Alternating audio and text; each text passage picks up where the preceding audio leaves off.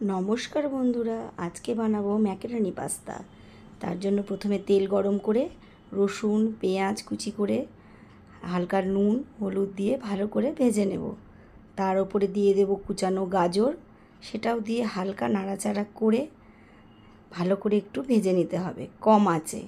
তার উপরে দিয়ে দিতে হবে সেদ্ধ করে রাখা ম্যাকারনি পাস্তা, সামান্য সস আর দিয়ে তারপর ভালো করে নাড়াচাড়া করতে হবে।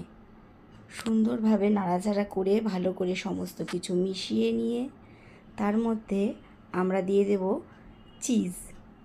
চিজ দিলে বাচ্চারা খেতে ভালো পারে, খুব ভীষণ পছন্দ করে।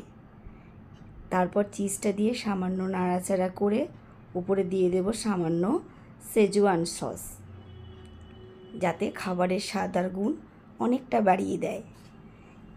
এইভাবে ভালো করে নাড়াচাড়া করে তৈরি হয়ে যাবে আমাদের গরম গরম চিজি ম্যাকারনি পাস্তা। খেতে অসাধারণ লাগে বন্ধুরা, তোমরাও একবার বানিয়ে দেখো বাড়িতে ঠিক এইভাবেই।